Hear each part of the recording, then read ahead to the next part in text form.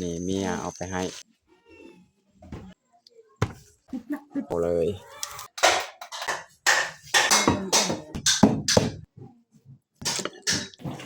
บอก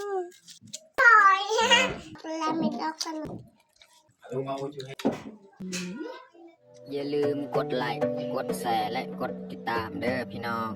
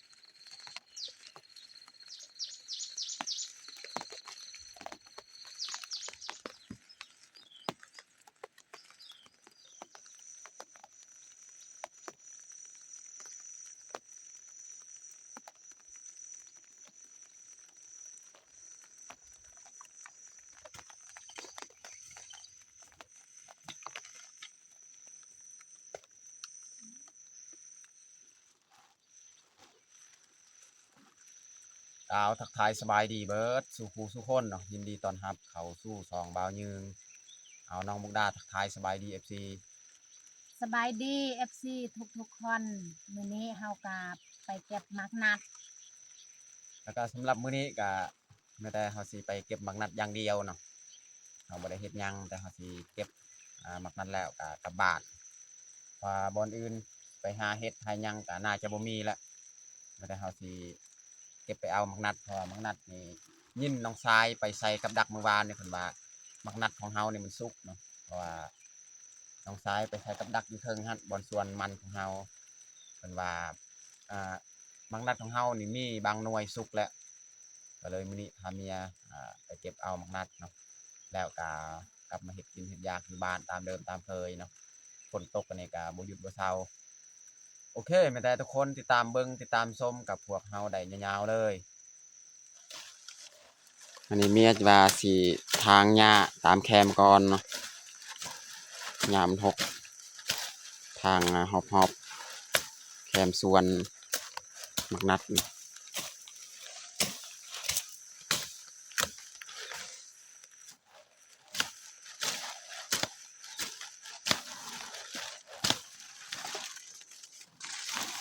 ตอนนี้เราก็เริ่มเก็บเอาเลยเนาะตัวนี้ก็สุกแล้วนี่อันนี้พันตัวตางพี่น้องนี่พันสนิทน้อยๆนี่พี่น้องสังเกตเบิ้งต้นมันกระหูและตัวนี้สีเรื่องๆนี่ตัวนี้นี่อันนี้พันแบบเดียวคือเราเก็บอันนี้เนาะส่วนตัวตางมันนี้นี่พันเขียวๆนี่ตางอีกสีเขียวนี่ครับพี่น้องเบิ้งมากมันจะใหญ่พันอันนี้ตัวนี้ทางวานอีกตัวนี้พันโตใหญ่ๆน้ำกระลายเราก็เลาะเบิ่งเลยตัวใดสุกเขาเก็บเอา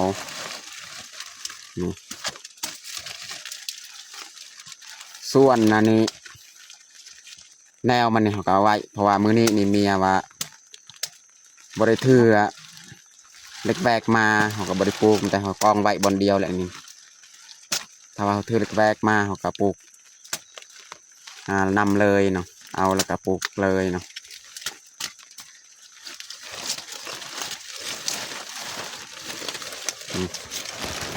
เก็บใบ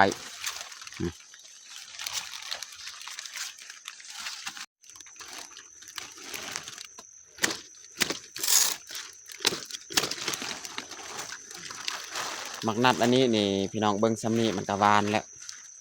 เบิ้งมันเรืองซ้ำนี่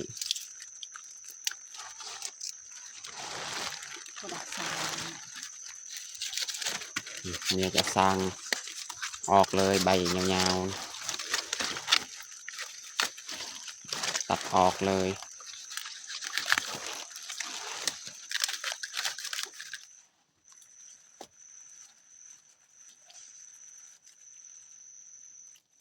จะเอาตัวนี้อีก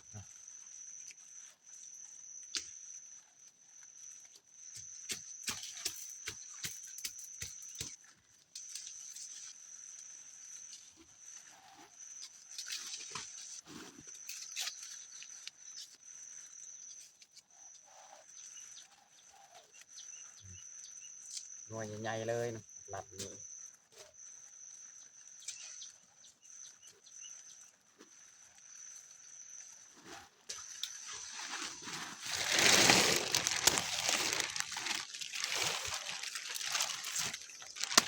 ไอ้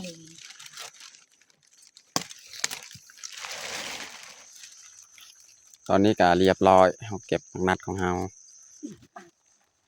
เนี่ยจะหักเลยเนาะ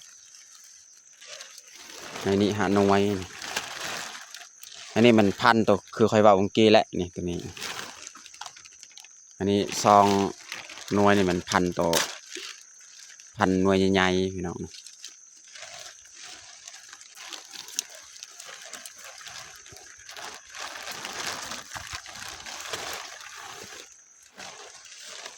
ตัวนี้เมียว่าไปปลูกอิฐกระเทินเขาสิขุดกับมีดนี่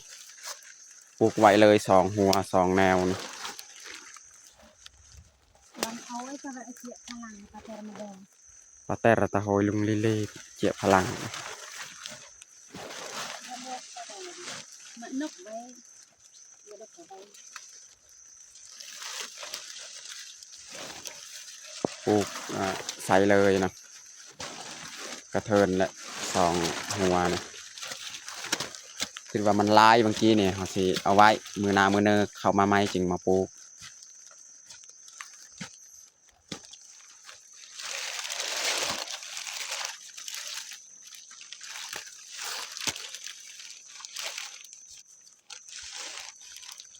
ดอกที่เลย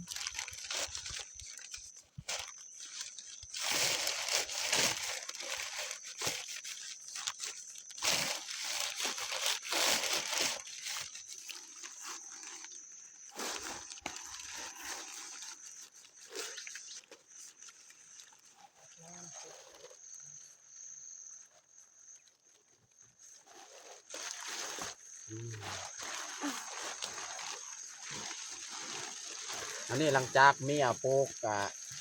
มักนัดก็เรียบร้อย2 หัวก็สิกลับบ้านเลย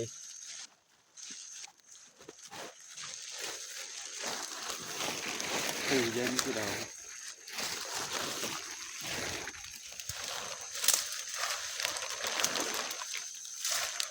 หน่อยมีแสงจากหน่อย ขากลับนี่เมียเอาไปให้ เจาะมาดูเลย มักนัดให้ เบาเกยติเกย ป้าเพิ่น2 คน เจี๊ยให้เดี๋ยว พระเจ้าเสียหญ้าให้ คุณจะได้ฟัง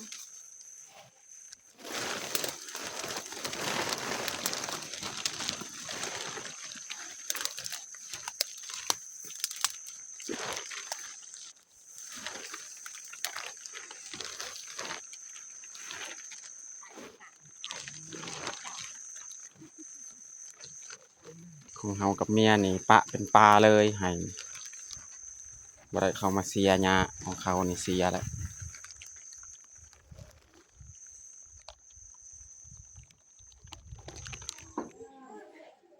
ตอนนี้เฮาก็มาฮอดบ้านเนาะนี่เมียสิเอาออกมักนัดของเฮาเอามาแบ่งปันให้พี่น้องพี่นุ่งมากตัวนี้นี่ยังยอดของมันเมียว่าเอามาปลูกอยู่บ้านอีก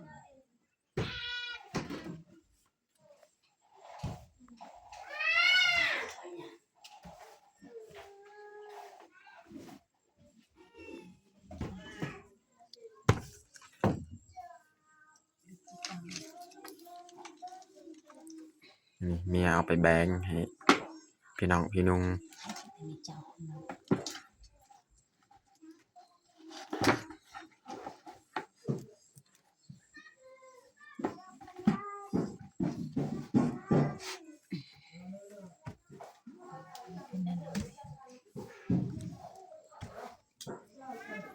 อันนี้เมียเอาไปให้เลยให้พี่น้องพี่นุง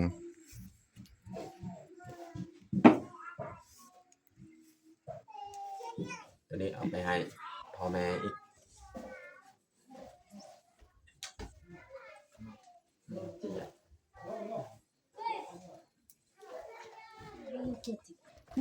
อาหารเที่ยงมื้อนี้นี่แม่นเฮาสิเผาหนังควาย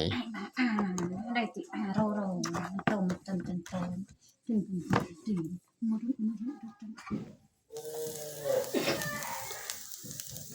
จะเอามาเผาเลย ใบเบาก็ให้ตักดูตักอะไรมันก็ตะวะก็ยังดื่มกว่าน้ำตกตะวะ ส่วนน้องมุกดาแม่นไปเอาบกเนาะสิตำมักแตงน้องที่นั่งคอยแล้วกับตำมักแตงบ่มีอาหารการกินพี่น้อง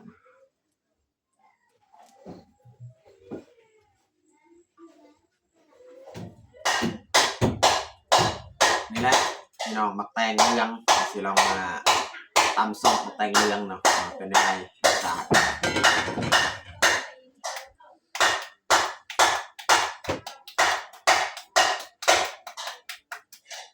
หนังเขากาจีเรียบร้อยแล้วเผาหนัง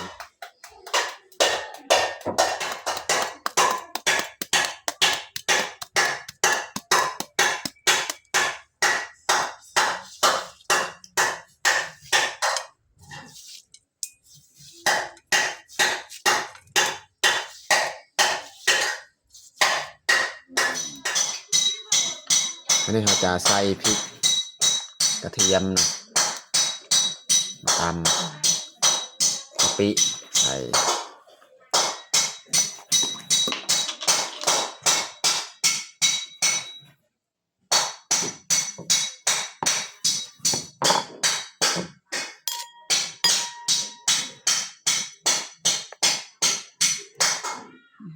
ใส่เกลือหน่อยนึงใส่ผงนัว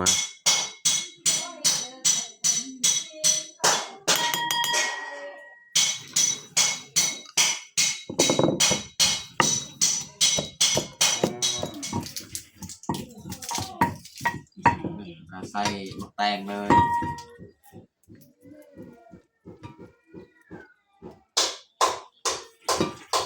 น้ำใส่แล้วหนอตกกันเลย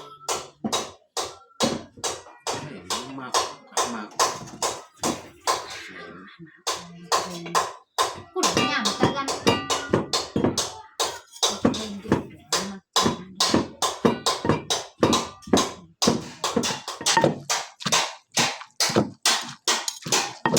เขาจะใส่ปลาแดกได้แล้วใส่ปลาแดกสำเร็จรูปแล้วก็ใส่มะนาว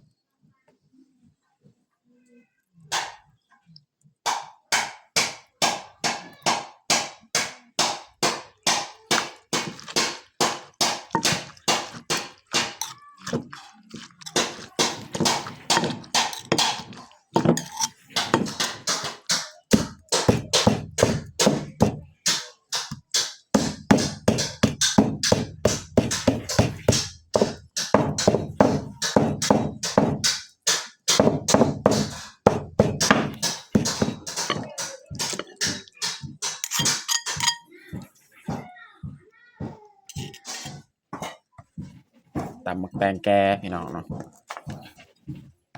นี่มันนั่งข้าวนั่งแล้วก็ข้าวอีกนะ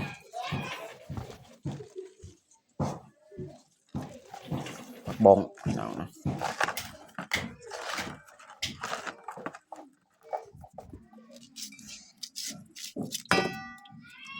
มันจะปอกมักแตงมันเป็นมักแตงมักนัด แต่งเราเอาอะไรอีกมักนะ มักนัดน้องพลอยจะกินบ่มักนัด กินแสบ จ้ากับลม ก็เราดูจ้าให้ดมลมเขาออกลาดดีกว่าดักยังเยาคูปะยาเปก็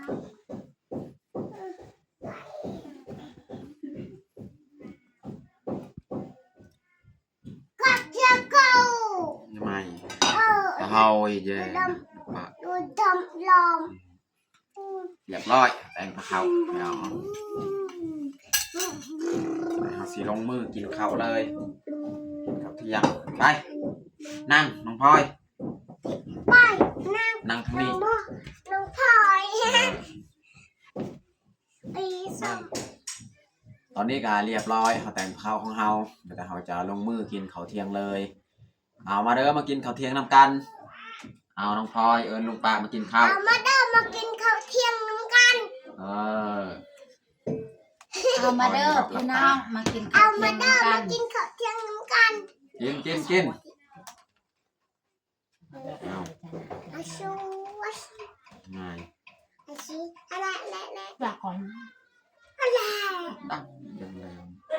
เอาไปจ้า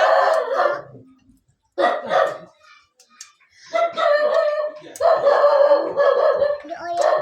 จ้าก็ใหญ่พี่น้องก็จ้าผู้สมัครสม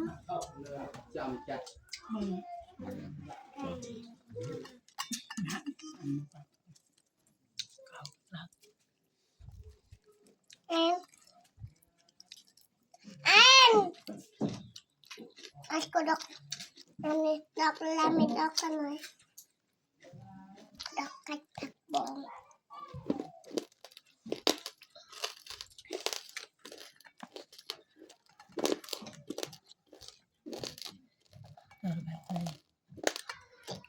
Kita cari yang cowok.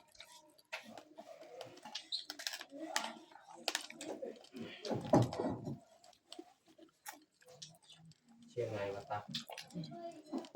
ที่วันประกาศแห่เลย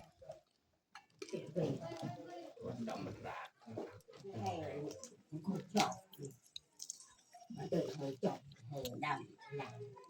หลังเว้ยอะไรแห่ไอ้บ่าวดำ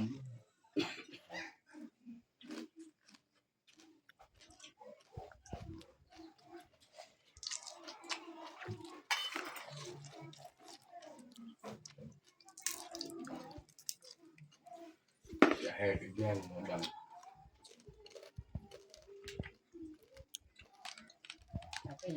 ลุงเอาอยู่ให้กูแบ่งมาอัดกูจามันล่างแล้วก็ไปเอาไปอยู่ น้องพลอยกินมักนัดกินบ้านบ่ Pan.